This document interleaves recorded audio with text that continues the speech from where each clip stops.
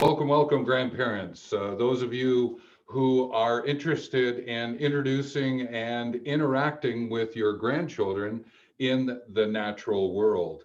And I also invite those of you who are 55 plus years young who want to interact with youth and children to get them involved in the outdoors. Then this video is for you as well. And this video is about how to get you as a grandparent involved with your grandchildren. And I'm going to use three names to be able to encourage your involvement. But before I do that, make sure that you subscribe, ring the bell, comment, like, and share, because I enjoy learning from you as well. So what I'm doing here is I'm making a connection between the grandparents and your legacy, this story that you can share with your grandchildren. It's also about interacting with the trees or the natural world and being able to develop an eco-creation approach, whether it's for you and or with the grandchildren as well. And all of this is within the dynamics of Wellth. And Wellth is about well-being and well-living to the nth degree. Now, I'm doing it from this perspective is because it gives me 5 key words that help you to understand where I'm going with our conversations, with the videos that you're watching. And today what I'm going to do is take a look at how might you come to understand your involvement with the natural world using 3 names that I will associate with it, and it's based on the acronym C.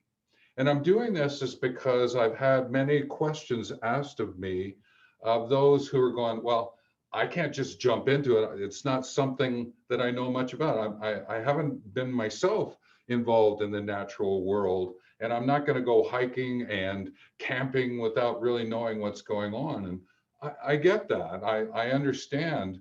But there's often activities that you can do close to home that allow you to unfold your own understanding of what it means to be involved in the outdoors. And that's why I'm going to use the C acronym here, and then give you some ideas about how you might be able to slowly walk into your involvement in the outdoors.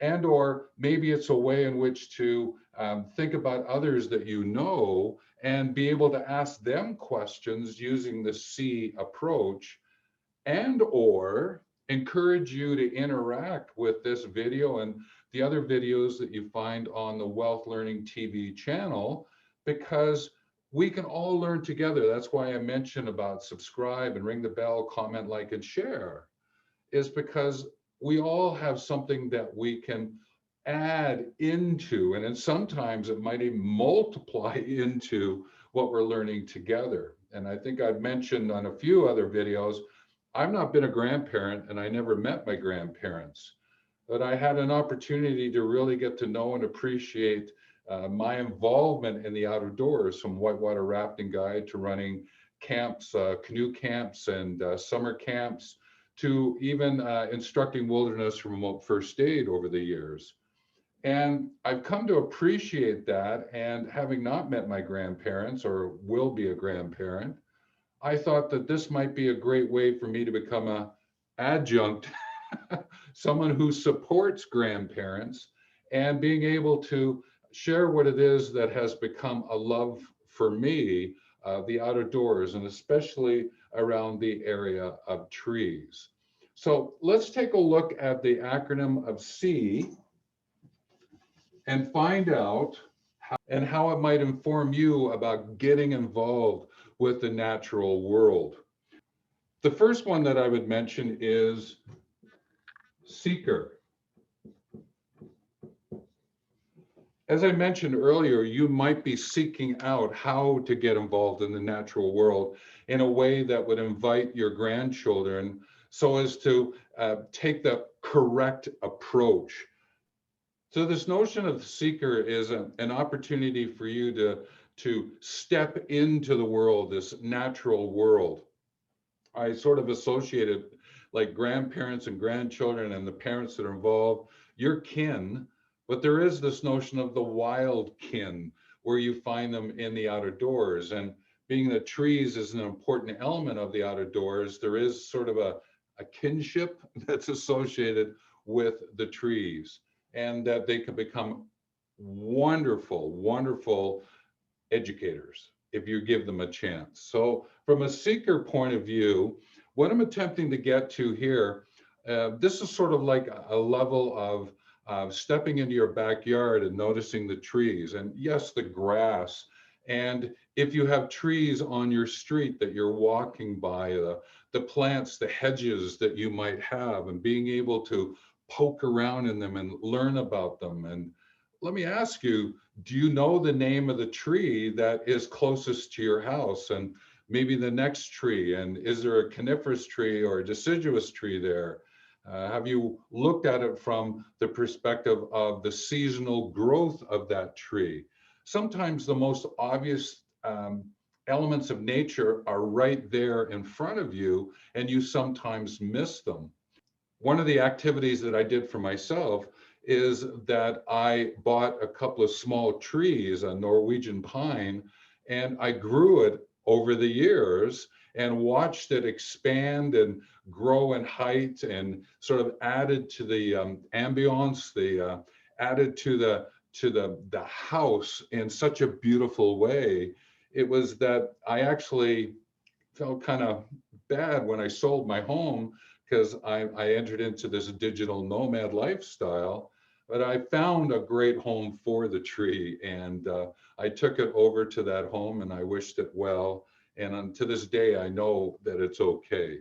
Activities like that are important. You can grow a tree and then later on plant it somewhere. So there are things that you can do, that you can seek out, that are close by, that you can do to interact with the natural world, and invite your grandchildren to get involved with you. There are other activities that you can do in getting into the sense of growing and understanding that seed into something that presents itself, that might be of use to you. What I'm thinking about here is like a herb garden that you can grow in your kitchen.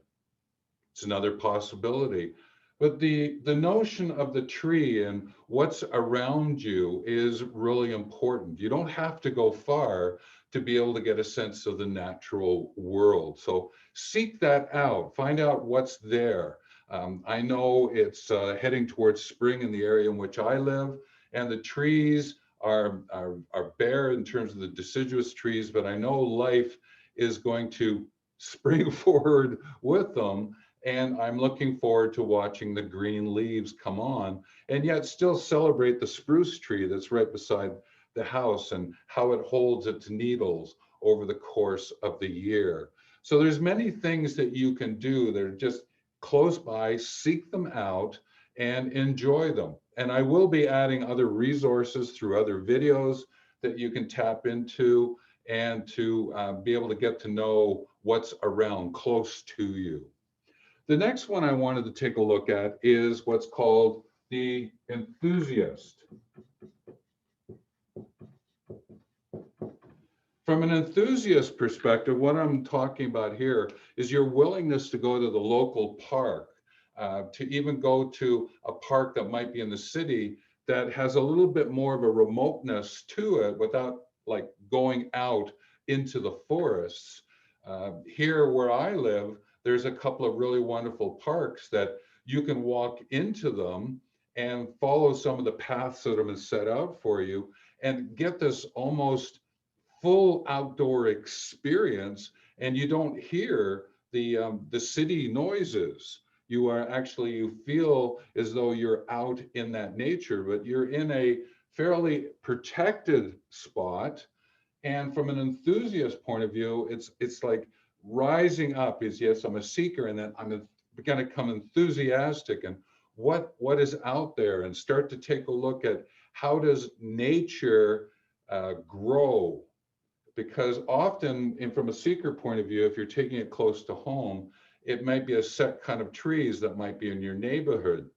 But if you're out into nature and you're into the parks, there might be a different flavor or feel to the trees and what nature has to offer you at that point in time. And the great thing about the enthusiast as well is that you're saying, okay, I'm going to spend a bit more time there. And that's where you might go, well, let's do a picnic. And what can happen is that you can follow the sun and the shade of the tree in the summertime. And what does that mean for you? What does it mean for the grandchildren to be able to look at the interactive elements of nature and how trees interact with the different elements that are there? And to be able to appreciate how the trees, as they grow together, what do they form? And one of the elements that I would look at as well is from an evening perspective, how the shadows, if you're out walking and it's a full moon, and to see how the shadows of the trees seem to almost dance in the moonlight. Might be a song there, I think. Uh, and so to be able to get enthusiastic is to really bring this joy, the enjoyment into your interaction with the outdoors is so important, because what it does is it shares with the grandchildren, it matters. And that's what's important, because if you just let it slide and go, yeah, they're trees, it's a park, we'll go for a walk, but to be enthusiastic about the interaction with those trees in that park, in the kind of parks that are available to you. So you can probably appreciate then that the next level is when you start to move more into the outdoors, and that's where you might be able to go camping. Now, from a seeker point of view, you could set up a tent in your backyard. That's possible. What I'm talking about here is when you take that step more, those couple of steps more into the outdoors, and you spend the night fully under the stars with the trees that are out there. So this notion of camping. So the way that I look at it is I call this person the aficionado. It's someone who truly appreciates, like a good wine, a good donair, someone who makes just wonderful apple pie. There is this aficionado that is there for you, and you're stepping into it and really appreciating what it has to offer. You've come to understand the kind of equipment that you might need if you're going out for a day or spending an evening, or if you're going camping, and you could go car camping, RV camping. This is when you might go into a more natural resort kind of place, or a cabin in the woods. You are really starting to step up your involvement. Now, sometimes what happens, and I appreciate this, and some people have shared this with me, is we're going to go out to a cabin, we're going to rent a cabin, we're going to go out and we're going to play in the outdoors, and we're going to get to know it. And and then I say, okay, how did it go for you? And often they'll say, well, it sort of didn't work out that well. The kids really didn't get involved. They actually wanted to stay more inside. And I said, why is that? And they said, well, we didn't really know how to interact with the natural world. And that's why I'm sharing is, if you start in a sense of seeker, then you can build up the enthusiasm for yourself and the grandchildren so that you can go to truly appreciate it, become an aficionado. Or make sure that you invite someone on your trip that has this background, and they can help you to grow, in a sense, your sea level, your ability to go with the flow of the natural world and to be able to see that unfold for yourself. And I think that that is so important, is just don't jump in without some kind of preparation. And that's why one of the resources that I'll be putting out soon is, as you move in this direction, is to think about your prevention mindset and preparation approach. And so I've written a book about entering into the outdoors as you step away from your house, step away from the park, the local park, and you actually start to step more into the outdoors. And especially with your grandchildren, is you want to know how to take care of them, how to take care of yourself. And therefore, this prevention mindset preparation approach is so important. So I just wanted to share this with you to give you an opportunity to think through this, feel through this, as you as a grandparent with your grandchildren, or someone who is supporting the children of friends in support of the community in which you find yourself, and you want to get involved in the outdoors, and how to be able to do that from a natural perspective. And that's why there's other videos on Wellth Learning TV about eco-creation, and it's a deeper appreciation for your involvement in the outdoors using tools and techniques associated with ecological literacy and ethical values, and how you might be able to get everyone involved so that they can get involved in their evolvement, to evolve, to love their history, love their mystery, and lo and behold, be present. How might you be able to help out the grandchildren and yourself to be able to get to that point? And I believe that what we're doing here, and I truly believe in my heart of hearts, head of head, and hands of hands, that we're also seeding the involvement of the younger people in their future generations, their future involvement with the outdoors and being for the world. And if we take the time to understand it through something like this, from a seeker, enthusiast, aficionado, enthusiast, seeker, and the combinations thereof, depending on the kind of activities you want to get involved with, then I believe as grandparents and someone like myself who's an adjunct traveling with you, it seeds a much better way in which to be for the world. And that I will celebrate every day that I have an opportunity to share videos like this, to share the resources that I'm offering, because in many ways, while this might be a digital footprint, and I'm also offering a natural footprint. Wouldn't that be something you would want to encourage as well? So with that, take care.